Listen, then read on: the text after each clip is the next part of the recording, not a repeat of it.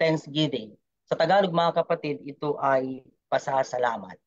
No? At ang yung ating mga references mga kapatid ay makikita natin dito sa book of Psalm chapter 50 verse 14, Deuteronomy chapter 8 verse 10, Psalm chapter 136 verse 1, and then let's jump to chapter 30 verse 4, 2 Corinthians chapter 9 verse 15, Philippians chapter 4 verse 6, Psalm chapter 100 verse 4, Luke chapter 17 verse 15 or verses 15 hanggang 18, and then Psalm chapter 103 verses 1 to 3.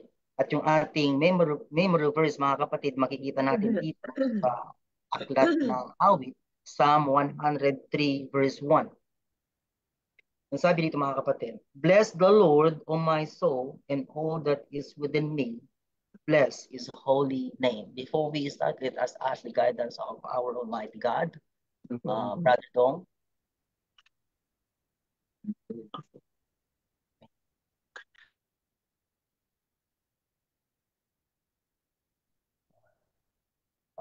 Is Brother Dong here? Yeah, I'm sorry. Dear God, our Father in heaven, we thank you for this day that we will praise you in spirit and truth. Please help us guide Brother Andy to whatever your will in our Sunday school will be done. And guide each and every one of us to understand, and your word will be our that we can stand on your word every day in our life. This we ask in Jesus' name we pray. Amen. And our aim this morning said to help the student to see more clearly the need of giving thanks to God for all His blessings. Sa Tagalog mga kapatid, upang tulungan ang bawat isa sa atin na makita o maliwanagan yung pangangailangan mga kapatid ng pagbibigay ng pasasalamat sa ating Panginoon sa lahat ng kanyang pagpapala. Pag sinabi nating Thanksgiving, my beloved brothers and sisters, it is more than just a moment of gratitude. It's a way of life recognizing God as a source of all blessings. All things that we have this morning, house, car, work, money, savings, all of this came from God. And even our lives, it is given by God. So we need to be thankful in every single day and every single moment in our lives. So we need to be thankful. We need to offer thanksgiving to our Almighty God because everything is coming from Him. The opposite of thanksgiving, my beloved brothers and sisters, is the ungratefulness. It is linked with pride and forgetfulness of God's goodness. So you cannot be able to offer thanksgiving, my beloved brothers and sisters, if you are proud. So we need to be humble first before we offer thanksgiving. Before we worship and praise God, we need to be humble first. And then I just want to read, my beloved brothers and sisters, one of the statement of the hymn writer in our journal. He said, if I had 10,000 lives in which to praise Him, I couldn't enough my blessed Lord adore.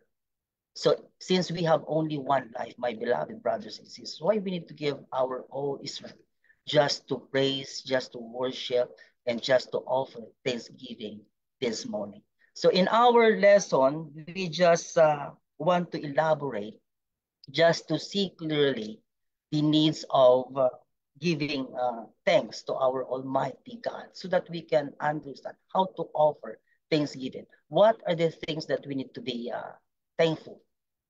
What we need to do. So this morning, my beloved brothers and sisters, if you have any question or additional input, so just raise the emoji, raising your hand so that I can see it, just to recognize you, my beloved brothers and sisters, just to make our lesson clear this morning.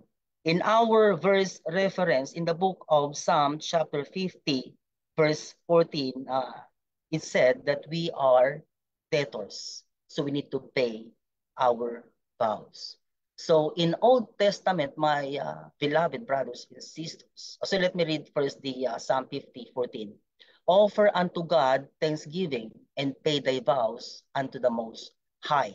So the vows is stated here, especially in the Old Testament, it refers to the commitment.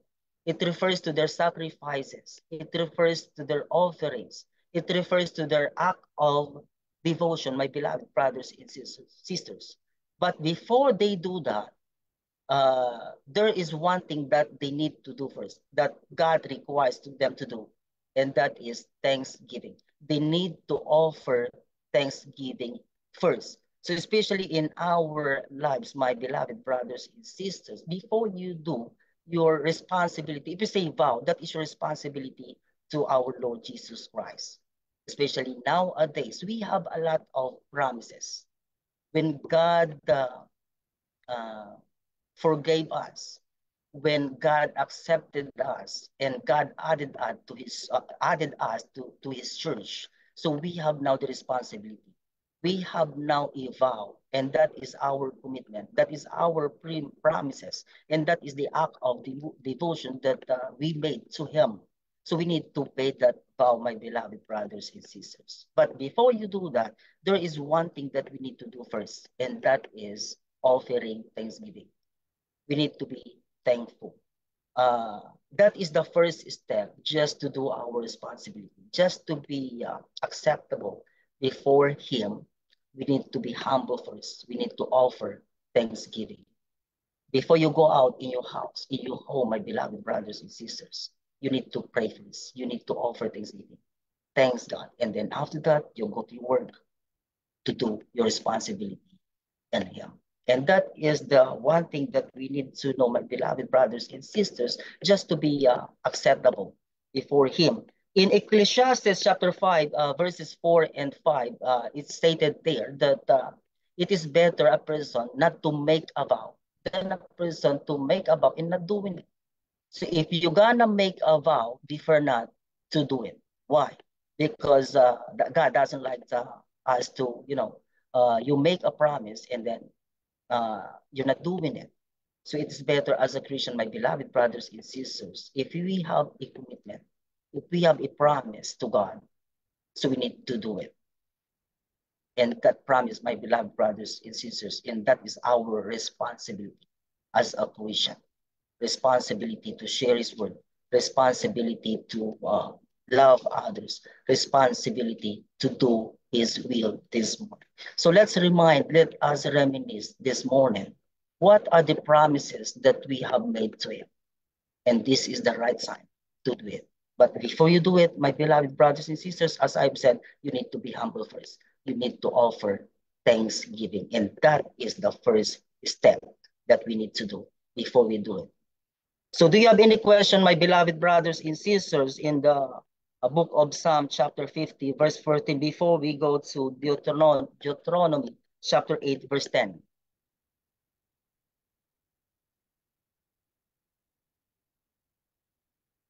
Amen. So in our second reference, my beloved brothers and sisters, Deuteronomy 8:10 is said here, when thou hast eaten and art full, then thou shalt bless the Lord thy God for the good land which he had given thee. So in this statement, my beloved brothers and sisters, this is the time that God instructed them after God led them out from being slave in Egypt.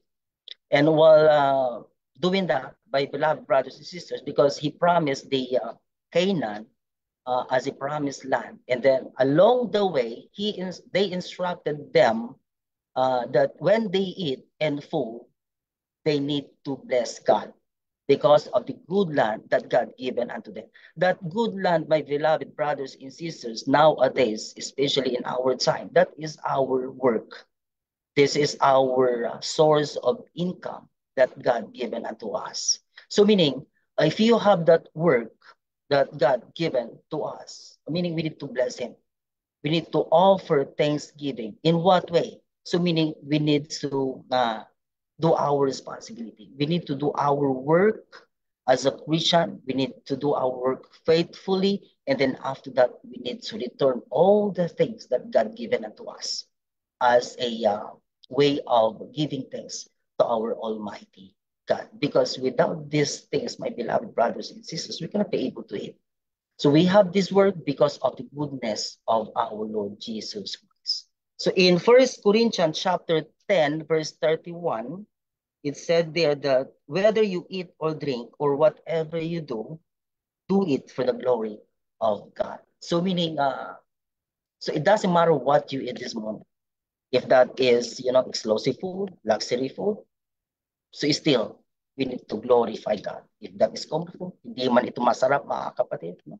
O masarap man ang kinakain natin. If you eat once a day, if you eat twice a day, thrice a day, still, we need to offer thanksgiving. Why? Because God given that to all of us just to survive. So meaning mga kapatid, sa lahat ng mga bagay at oras na ginawa ng Diyos para sa atin, pasalamatan natin siya.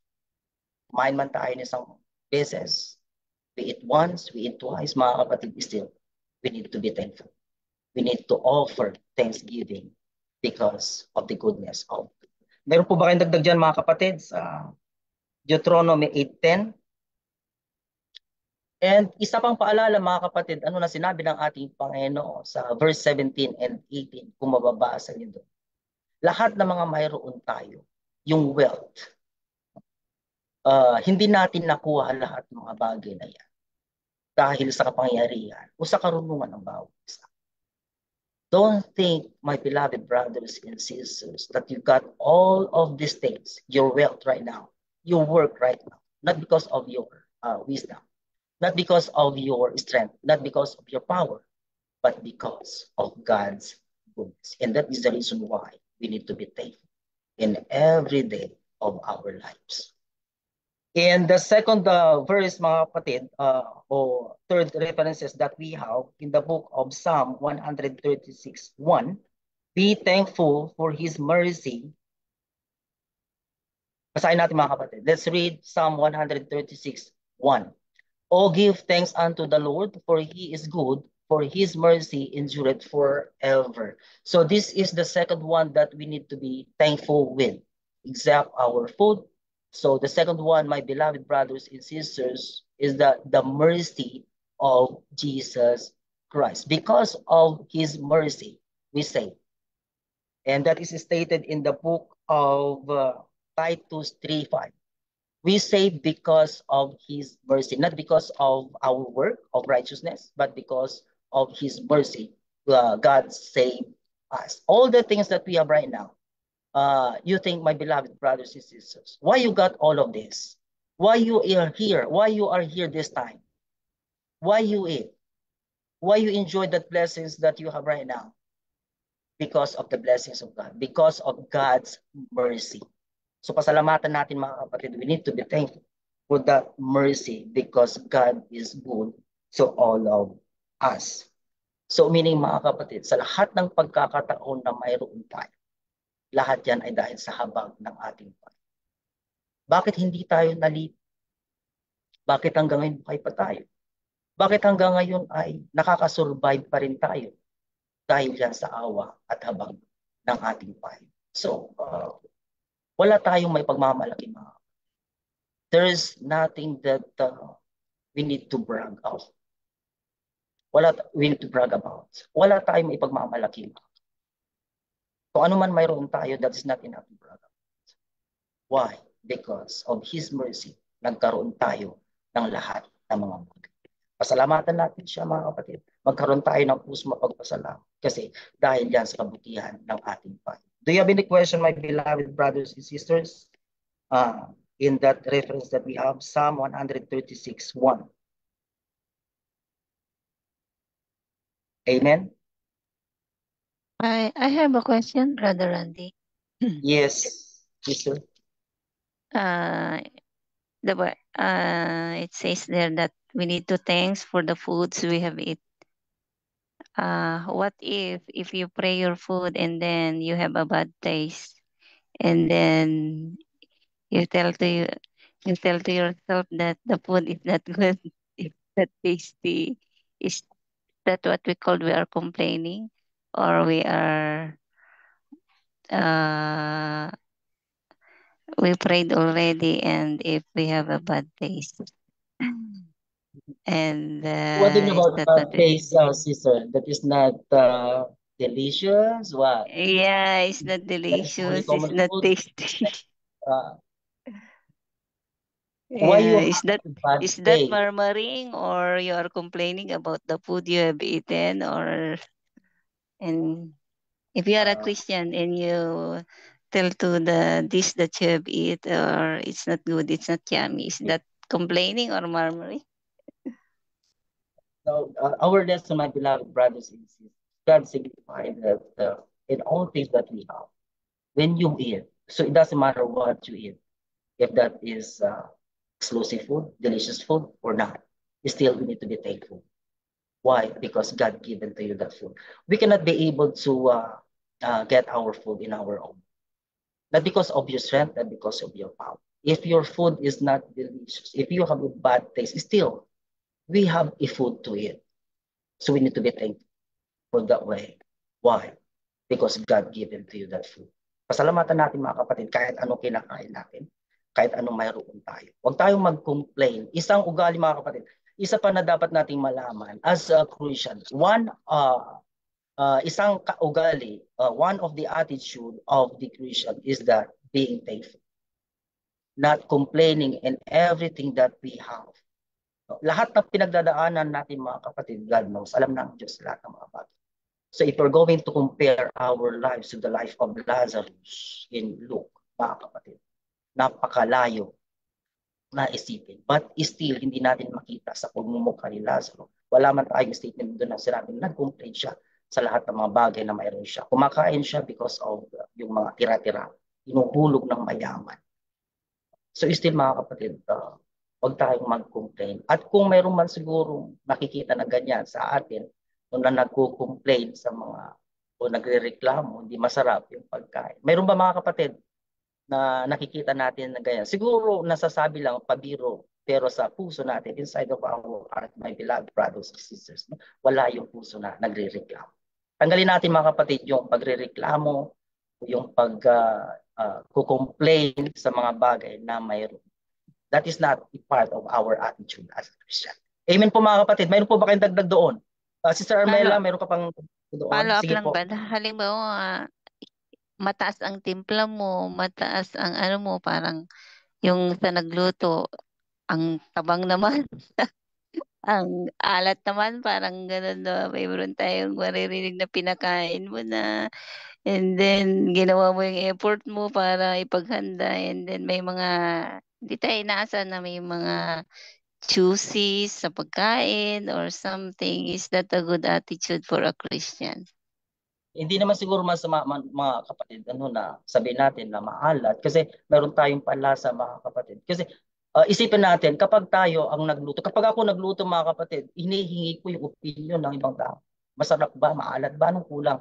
Siguro mas maganda yung mga gano'n na as a Christian, marunong din tayong tumanggap ng mga bagay. Kung maalat mga kapatid, bakit hindi natin baguhin, dagdagan ng mga bagay na ito para maging angkop din sa panlasa. Kasi tandaan natin, hindi tayo lahat pare-parehas. Mayroong mga kapatid tayo na ayaw sa hindi sa maalat. Lalo na pag luluto tayo, especially if we have convention, marami tayong mga kapatid na kakain, we need to consider them also. No, hindi naman masama yung mga kapatid. Mayroong mga kapatid na, siyempre, sasabi maalat, depende sa kanila. Okay lang, sinasabi lang nila mga kapatid yung side. But that is not the way, I think, in my opinion, that is not a complaint but just expressing themselves na ito yung mga panlasa na mayroon sila. Yes, Brother Ding? Brother Randy, are we complaining to God or to the one who cook? So yun ang tanong doon eh, no? Ngayon,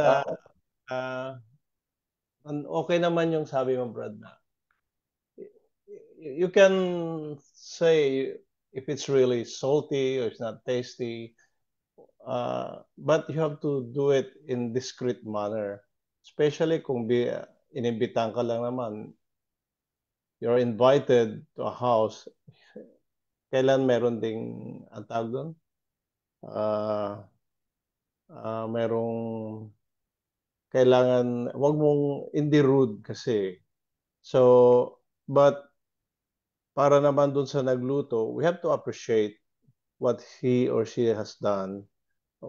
What we are studying is about thanksgiving to God, that in everything we have to be thankful. We have that heart of gratitude. And to the one who cook, we have also to be thankful. Siyempre, Amen. nag-sacrifice siya. We have to appreciate what he or she is doing. At higit sa lahat ay, ano po mga kapatid, yung pagbibigay po kasi ng comments, yeah, it should be in constructive na ano yun. Merong way na pagsabi na hindi naman siya ma-offend. Sakit. Yeah, Amen. di masakit. Tama yun.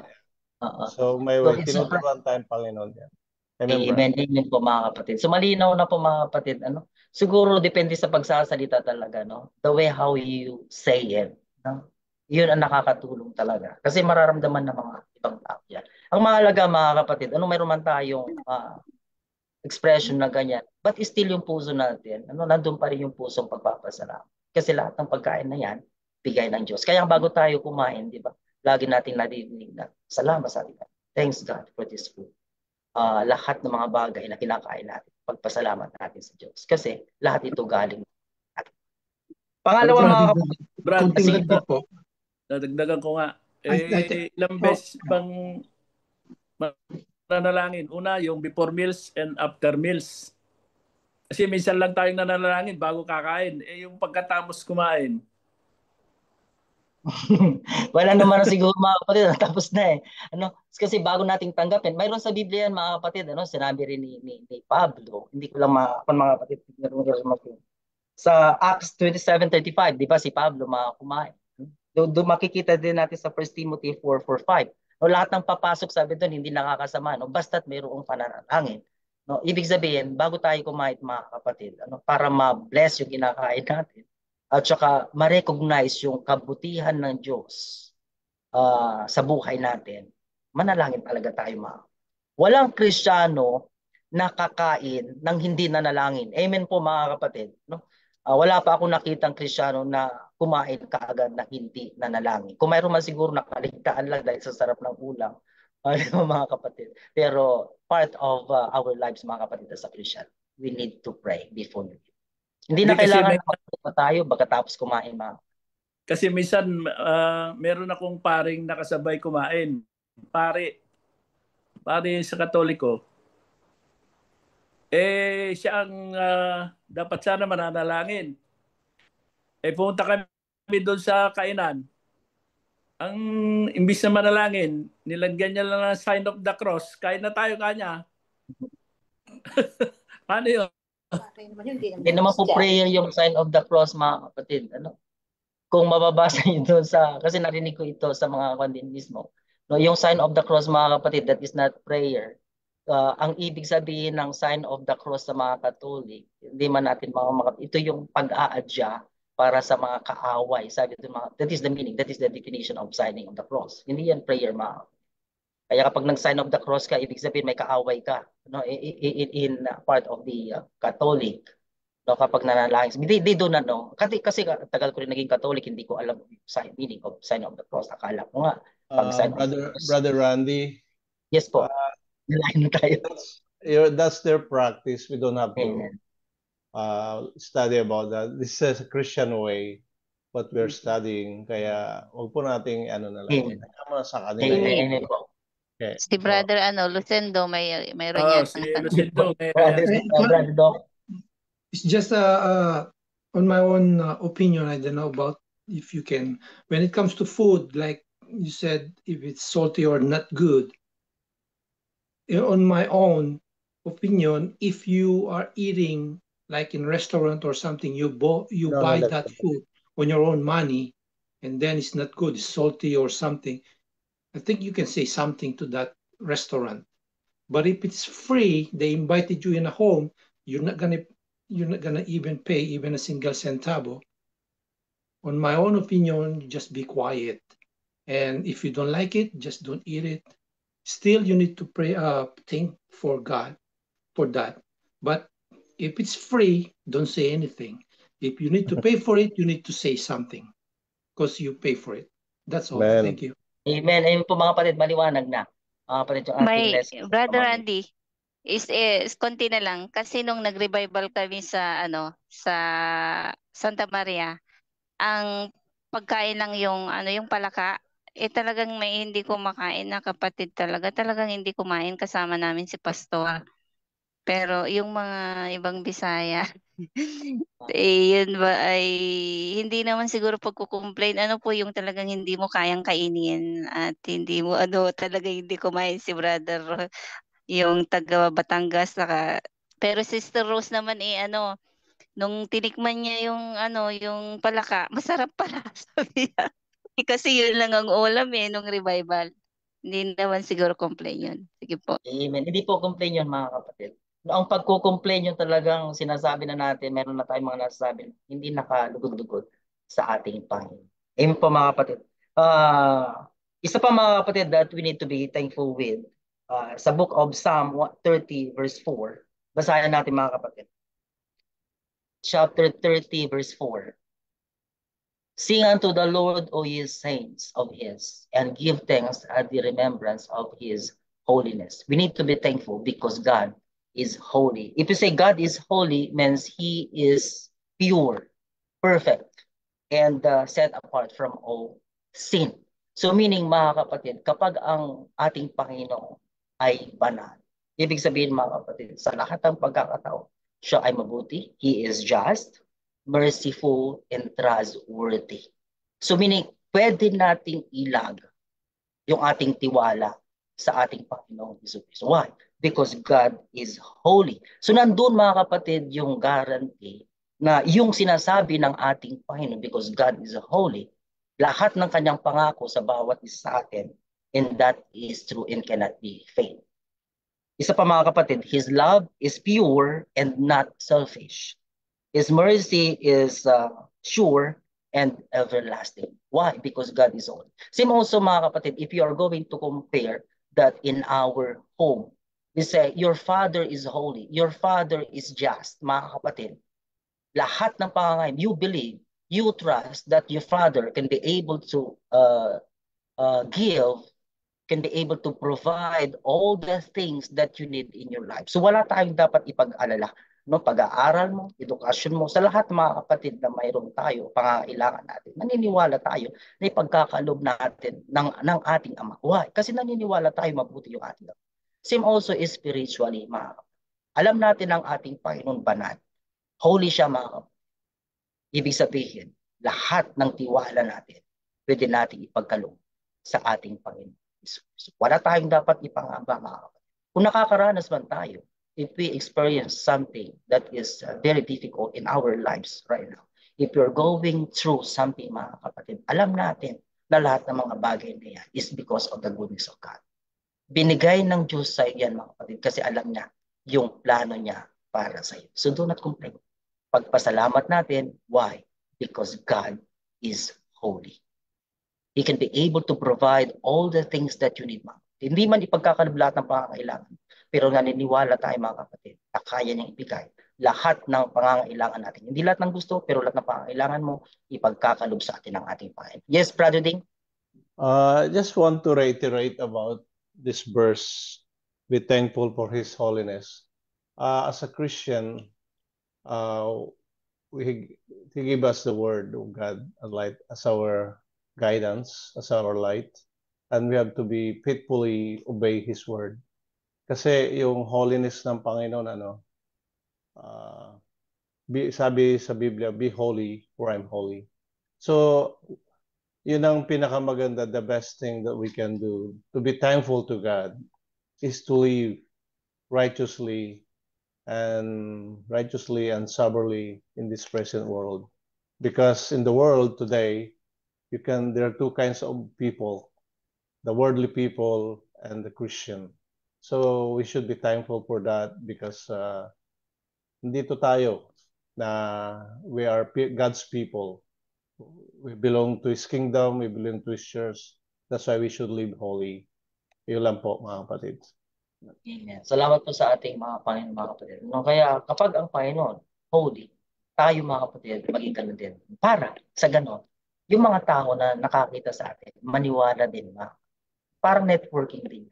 No? Maniniwala sila. Why? Because God changed our lives. Nandoon yung pagbabago. No? Kaya makikita sa atin yung mga katangian ng isang Kristyano, pwede natin tayong pagkatiwala. Naniniwala sila na lahat ng sinasabi natin, mga kapatid, ay totoo. Hindi ito biro, mga kapatid. Kaya salamat sa ating Panginoon na mayroon tayong Diyos na banal. At isa pa, mga kapatid, na dapat nating pagpasalamat, that we need to be thankful with. In 2 Corinthians chapter 9 verse 15, be thankful for His unspeakable gift. Basahin natin, mga kapatid, sa 2 Corinthians 9:15. Amen. Ito. Thanks be unto God for His unspeakable gift. Pag sinabi natin unspeakable gift, mga kapatid, sometimes it translate as inexpressible gift. Ano? Hindi masayod na regalo o kaloob, mga kapatid, sa bawat isa sa atin. Yung hindi masayod na kaloob o yung unspeakable gift na sinasabi natin dito, mga kapatid, it refers to Jesus Christ Himself and also the salvation He received through Him, dahil sa kaligtasan na maaari nating makuha, mga kapatid, dahil sa ginawa ng ating Panginoong Hesus Kristo. Sa konteksto, mga kapatid, ng 2 Corinthians chapter 9, mababasa niyo dun, mga kapatid, na si Pablo, mga kapatid, he was talking about generosity and giving. Pero he ends that chapter, mga kapatid, by pointing to the greatest gift, mga kapatid, o the greatest act of giving ng ating Diyos, mga kapatid, sa pamamagitan ng pagbibigay, by giving His Son Himself. This is unspeakable. Why? Because that is human words, mga kapatid. It is beyond human words. Kaya nga sabi sa John 3:16, mga kapatid, for God so loved the world that He gave His only begotten Son, whosoever believeth in Him shall not perish but have eternal life. Why? Because of God's goodness, mga kapatid. Because of God's love, mga kapatid. Because of God's gifts about sa atin. At ito na yung pinaka-the best, mga kapatid, na dapat natin pagpasalamat. Why? Because of our Jesus Christ. Because of His death in the cross of Calvary, mga kapatid. No? We have the power to gain salvation. We have the power, mga kapatid, to live holy and soberly in this present world. So salamat din, mga kapatid, na mayroon tayong Diyos na umibig sa bawat isa sa atin. Kaya ang sabi ng banal na kasulatan, tayo ay nagmamahal tayo, we love because God loves us first. So dapat yan, mga kapatid, na dapat natin pagpasalamat. Bago tayo na gumising, mga kapatid, pasalamatan natin sa lahat ng mga bagay na yan, sa kabutihan ng ating Panginoon sa atin. Sige po, Brother Ding. Brother Randy, I have a question. Is it a sin to be ungrateful to God? Amen. So that is a good question, my beloved brothers and sisters. Anyone, do you have any idea? Is it a sin, mga kapatid, na meron tayong ungrateful, yung pusong hindi mapagpasalamat?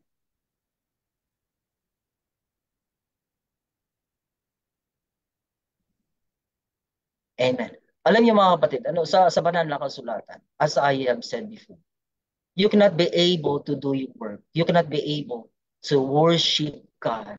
You cannot be able to pay your vow without act of thanksgiving, without the heart of being thankful, mga kapatid.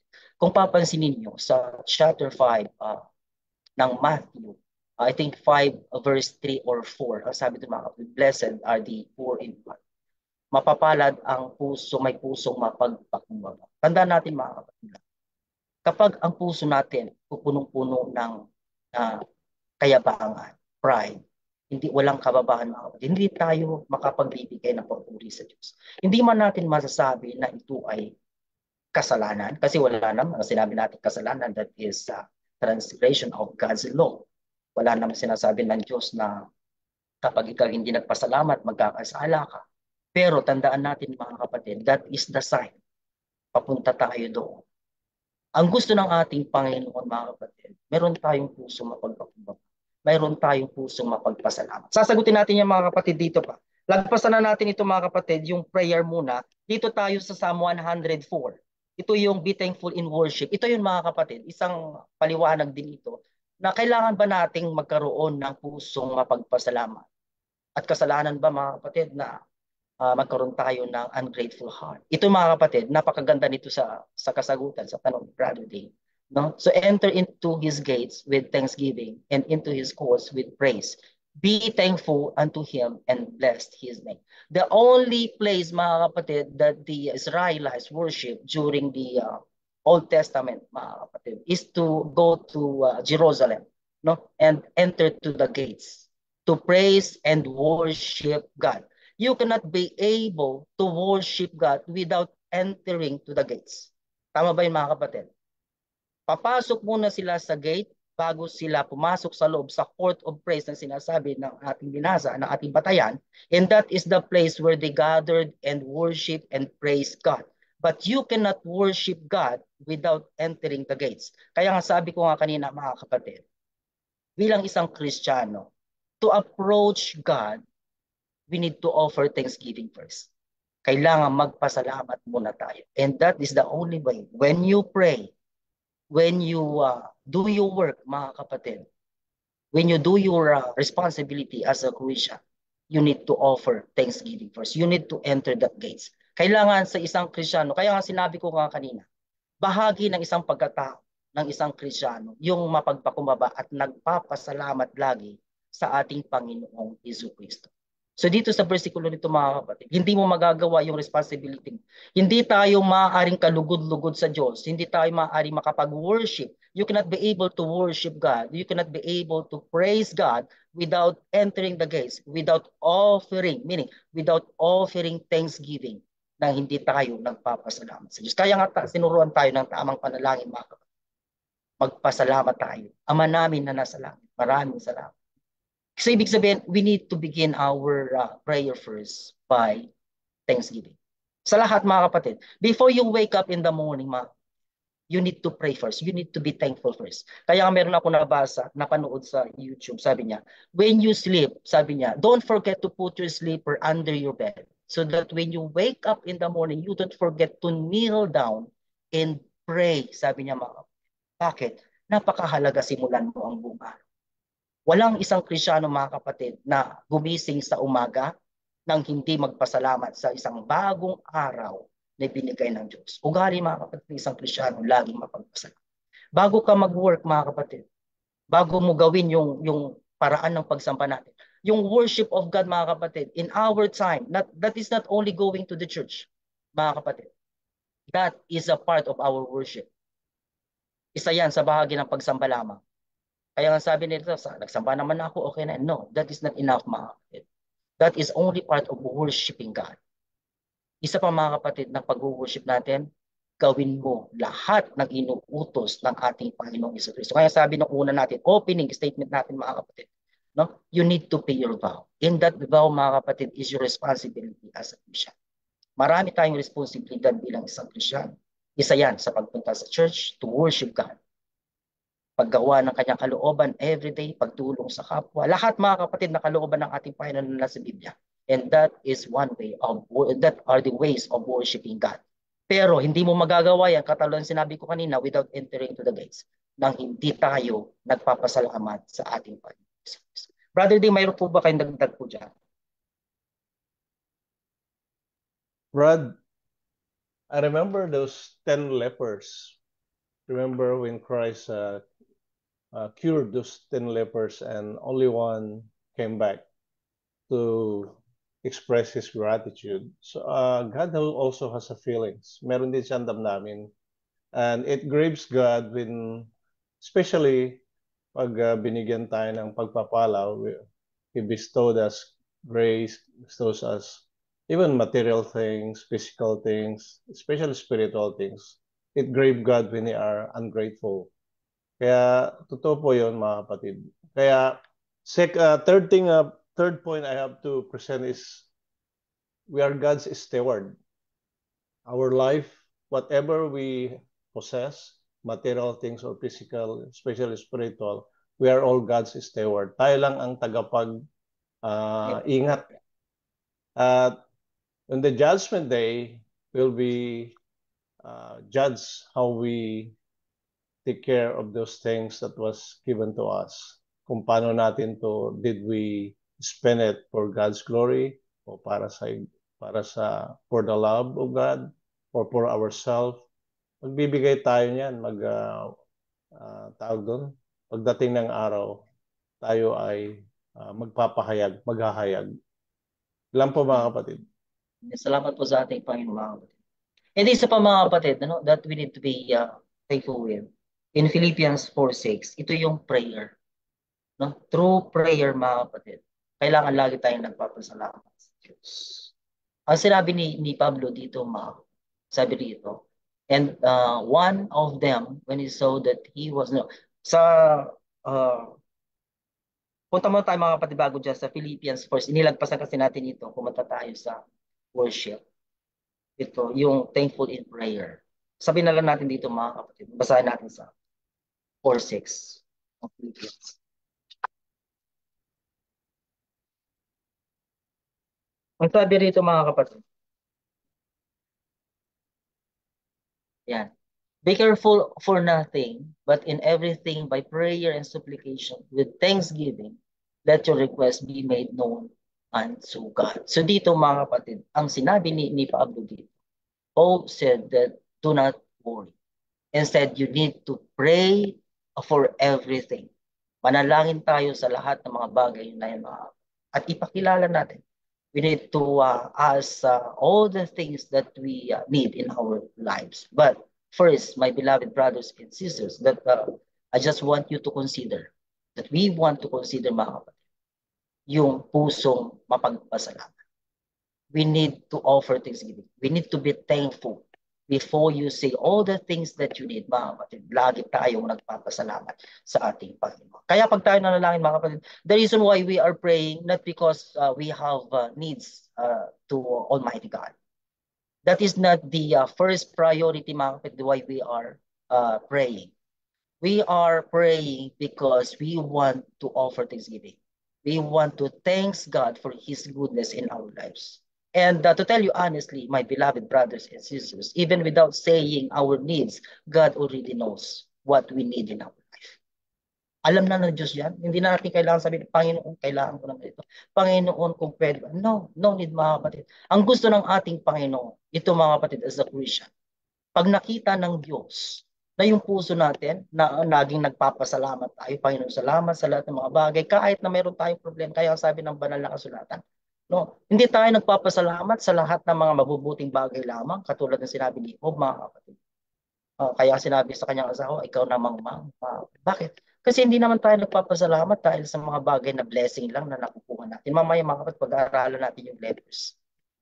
So we are not giving things mga kapatid dahil pinagpapala tayo, dahil mayaman tayo, mayroon tayong ganitong magandang trabaho. No? That is not the reason why we are praying. We are praying because we want to thank God in our lives. Why? Kasi nagtagumpay tayo sa araw na ito. Tinulungan tayo ng ating Panginoon sa buhay. Isa pa mga kapatid sa journal natin, I just want to read mga kapatid. In our journal, sabi nga rito, don't expect anything about your request if there is no thanksgiving for what He has done for us.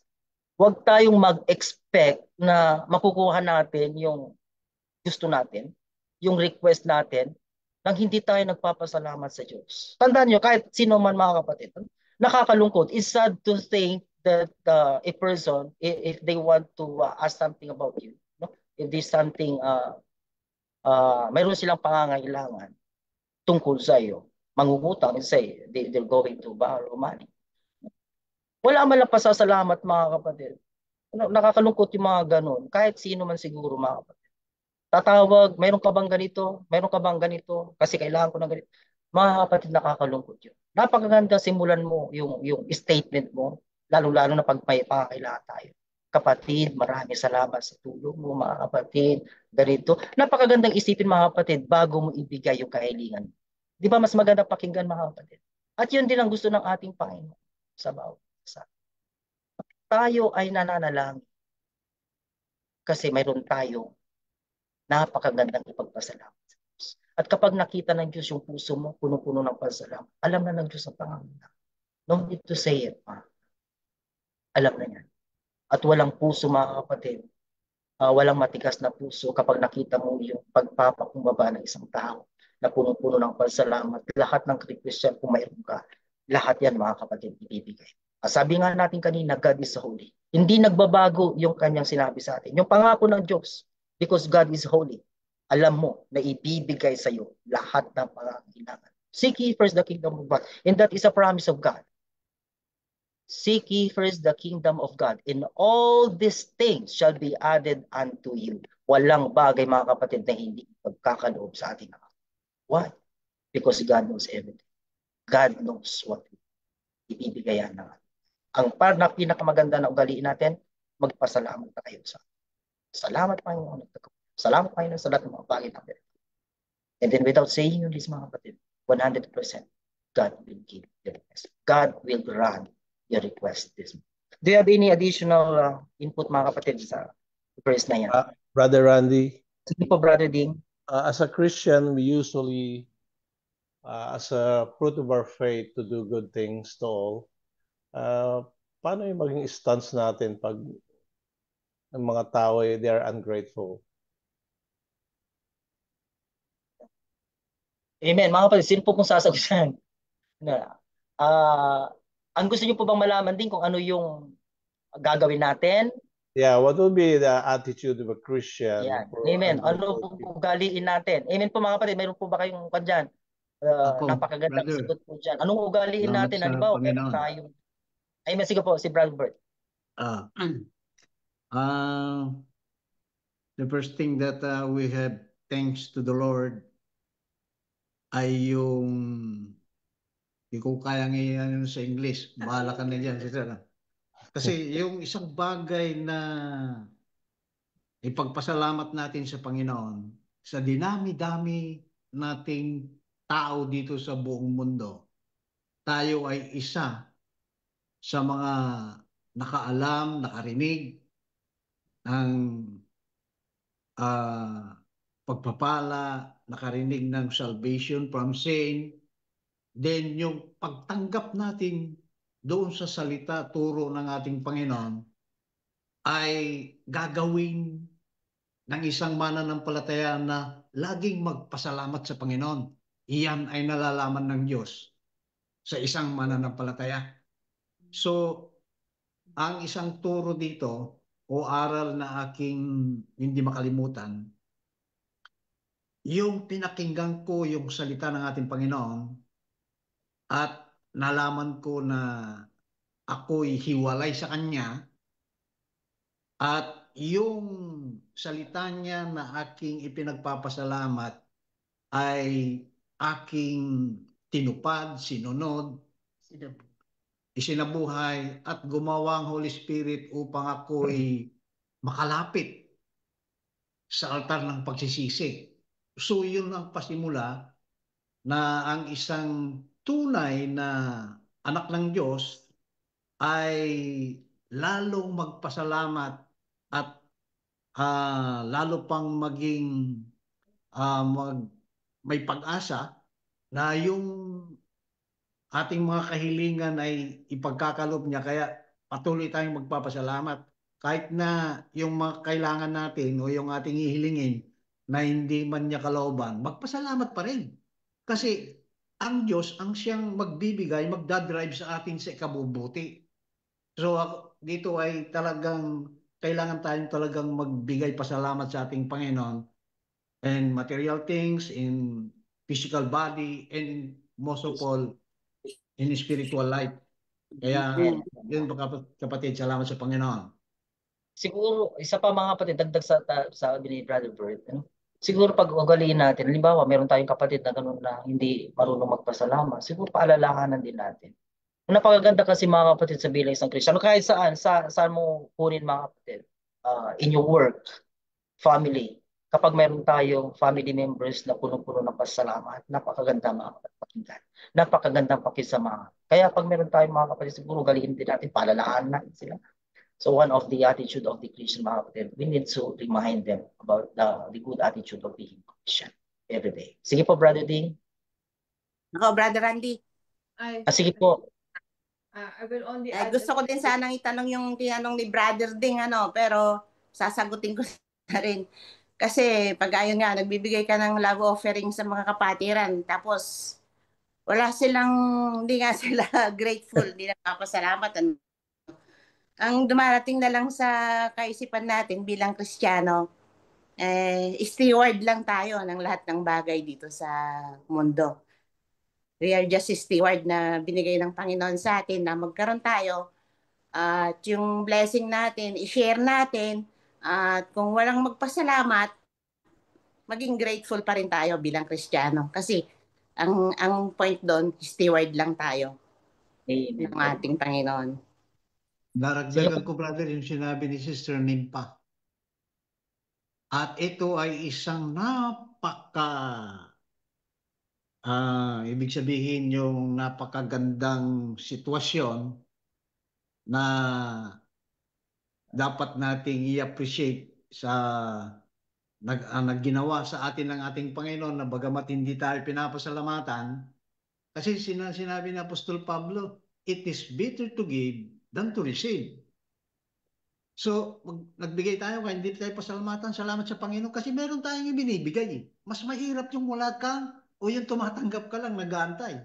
O, di ba? So, dito makita natin na yung magpasalamat tayo sa Panginoon sa lahat ng mga bagay na ating nagagawa.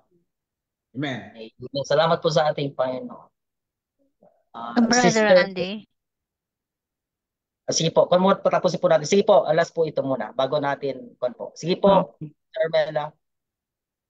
Kasi, tingnan yung ating Panginoon nung nagpagaling. Worse than 9. Sabi niya, yung 9 na ungrateful. At bakit hindi nagpasalamat?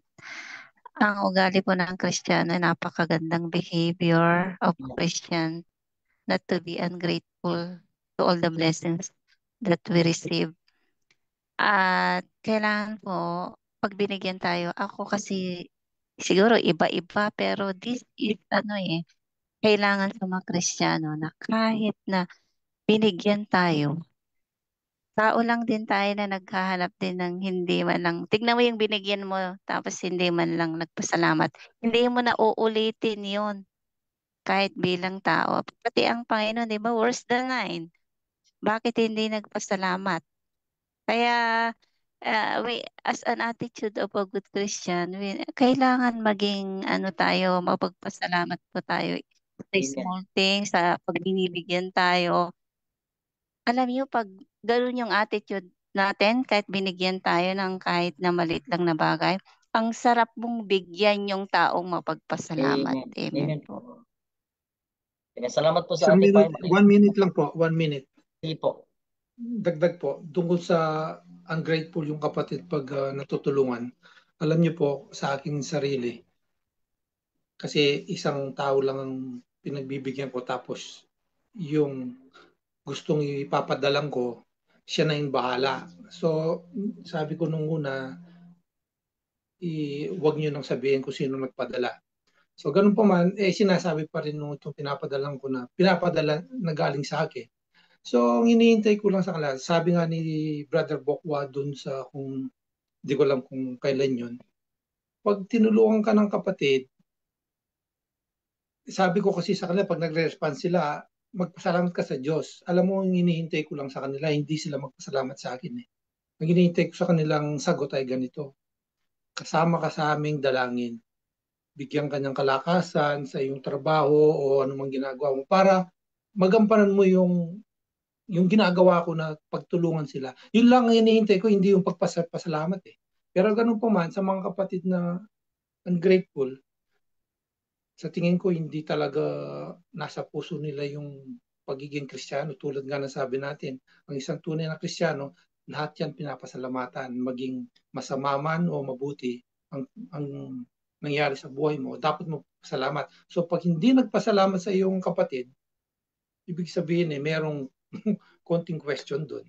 Pero katulad nga sabi ni Brother Bogwa, hindi lang tanggap ng tanggap.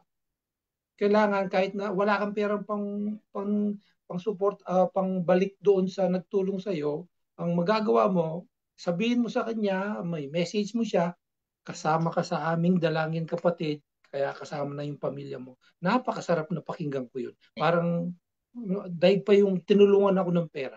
Ganun yun. Amen. Amen po. Sige po, Sir Bel. Naka-unmute po kayo. Hello po, brother. In my experience as a Christian, when someone is not grateful for what you have done to them, what I always do, or being an example to our Lord Jesus Christ, is I always point them that to remember the God's goodness in their life. Not because for what I did, but because God did it for you. And I always make sure my patient or anybody that we help, we don't mention to them that it is coming from us. It is first coming to our Lord Jesus Christ. So you have to be thankful to Him alone. And I don't ask for anything, but just thank Him alone. And that's Amen po mga kapatid. Salamat sa ating Panginoon. So we're running out of time mga kapatid. Isa-summarize na lang po natin yung Luke na nabanggit na rin ito ni Brother Ding kanina. Kung narinig po ninyo sa Luke chapter 17 verses 15-18. Yung konteksto nito mga kapatid na yung 10 lepers mga kapatid, 10 lepers that God healed them mga kapatid. Only one came back and that is the Samaritan mga kapatid. Samaritano. Mga kapatid. Siya lang yung bumalik mga kapatid. But yung Siyam, they didn't come back. Why? Kasi wala silang pusong mapagpasalamat. Pero yung isa mga kapatid, yung Samaritan, he came back and fell down at Jesus' feet, sabi doon mga kapatid, and glorified God. At ang tanong mga kapatid ng ating Panginoon, ito napakaganda. Isinignify nito mga kapatid, in-highlights ng ating Panginoon yung kanyang tanong, nasaan ang Siyam? Where are the other 9? Sabi, di ba 10 kayong pinagaling ko? Nasaan yung Siyam? Bakit isa lang ang bumalik? Ito mga kapatid yung tanong ng ating Panginoon Kristo. God highlights that question mga kapatid. Yung significance, yung kahalagan mga kapatid, the importance of thankfulness and recognizing God's work. Katulad ng sinabi ni Sister Bel kanina. Ito napakahalaga mga kapatid. Sa lahat ng ginawa sa atin ng ating Panginoon, we need to be thankful. Kailangang pasalamatan natin yan. So yung true faith na sinasabi natin dito sa konteksto na ito mga kapatid, that only receiving blessing mga kapatid. But we need to respond yung sinasabi natin gratitude mga kapatid. Meron tayong pusong mapagpasalamat. At of course mga kapatid, dapat nandoon yung pag-worship natin. Katulad ng ginawa ng Samaritan. Bumalik siya, nagpatira pa siya, and that is the sign mga kapatid of humility, that is the sign of thankfulness, that is the sign of being grateful mga kapatid, and then he worship God mga kapatid. So ibig sabihin sa buhay natin as a Christian, lahat ng mga bagay na tinatanggap natin, especially that is a blessing. No, healing mga kapatid, pagpapagaling ng lahat ng mga bagay na meron tayo, not only healing, lahat ng mga bagay na meron tayo na natatanggap natin. We need to respond mga kapatid with gratitude and worship. We need to do His will. We need to worship God. We need to praise Him. At of course, mga kapatid, yung puso natin, punong-puno ng pasalamat. At yung panghuli, mga kapatid, sa 103:1 verses 1 and 3, we need to be thankful for all His blessings. Ito na yung mga kapatid na pinag-aaralan natin. Lahat ng pagpapala ng ating Panginoon. Bless the Lord, O my soul, and all that is within me. Bless His holy name. At yung pinakahuli, mga kapatid, we need to thank God for all His blessings. Bless the Lord, O my soul, and forget not all His benefits. At yung pinakahuli na sinasabi dito mga kapatid. Yan, who forgiveth all thy iniquities, who healeth all thy diseases. So dito, sinabi na rito lahat mga kapatid ng blessings na natatanggap natin sa ating Panginoon. What are those blessings? First mga kapatid, and that is the salvation. Thanks God because of the death of Jesus Christ, because of His unspeakable gift. And that is Jesus Christ, mga kapatid. Nagkaroon tayo ng kaligtasan. And that is the salvation through Jesus Christ. Pangalawa, mga kapatid, mayroon tayong blessing sa lahat ng mga bagay sa kanyang kabutihan. God's mercy, God's holiness, mga kapatid, yan ay blessing sa buhay natin. Salamat mayroon tayong mahabagin sa Diyos. Salamat mayroon tayong Diyos na mahabagin. Salamat mayroon tayong Diyos na banal. Salamat mayroon tayo Diyos na punong-puno ng kabutihan mga kapatid. Why? Dahil sa lahat ng mga bagay na yan, nandito tayo, nagpapatuloy tayo. Tandaan natin mga kapatid, wala tayong sapat na kakayanan. We don't have enough power. We don't have enough strength mga kapatid to serve God without His help. Brother Salamat na Randy, may Diyos na Yes, sige po. ang kwan lang, i-clarify ko lang, yung sa material blessing. Ang una natin kasing salamatan, halimbawa nabigyan tayo ng something material. Ang gagawin natin, salamat sa Panginoon kapatid sa ibinigay mo sa akin. Ang una mong binigyan ng merit ang Diyos eh. Pero kaysa yung sasabihin mo na, salamat kapatid sa perang binigay mo. Hindi galing sa iyo yun eh. We are only steward. Ang unang Amen. kailang bigyan ng merit at pasalamat. Salamat. Even though spiritually blessing na pagpala ka sa mensahe at salamat sa Panginoon kapatid sa mensahe ng Diyos. Gayon po ang magandang isagot. Salamat po sa ating Panginoon. Napaganda po yung ating lesson mga. Tandaan natin, bilang isang Kristiyano, katulad sinabi natin, steward lang tayo. Bakit mayroon tayong mga blessing na ito? Kasi pinagkalooban ng Diyos. Kaya ibigay natin din sa iba mga. Pero yung puso mapagpasalamat, laging sa Diyos mga kapatid ang papuri. Pero bilang isang Kristiyano, pasalamatan din natin yung mga ginagamit ng ating Panginoon. Pasalamatan natin sila. Salamat sa ating Panginoon na mayroong kapatid. Ginamit niya. Napakaganda niyan mga kapatid. At punong-puno at isang Kristiyano mga kapatid na pinasalamatan sa puso natin, hindi natin tinatanggap ang papuri. Binabalik natin sa Diyos din yan mga kapatid. Salamat Panginoon na nakatulong ako sa aking kapwa. At lalo ka pang pagpapalain ng Diyos mga kapatid, naniniwala ko para marami tayong matulungan. At higit sa lahat mga kapatid, nawa hindi lamang blessings ang pwede natin i-share sa iba, but we need to share also yung salvation na tanggap natin sa ating Panginoon. We need to testify. We need to share the word of God mga kapatid para makita nila yung pinakamahalaga na gift na pinagkaloob din sa atin, walang iba mga kapatid, yung kaligtasan. Salamat po sa ating Panginoon, sa ating pinag-aralan po sa umagang ito. I hope that all of us will be blessed mga kapatid. No? Napagpala po tayo sa aralin natin sa umagang ito at nagkaroon tayo ng malinaw na pangunawa mga kapatid na dapat natin gawin, how to praise God, how to offer thanksgiving mga kapatid sa ating Panginoon na lumikha ng lahat at nagbigay ng lahat ng mga bagay na yan sa buhay. Amen po mga kapatid, purihin ang ating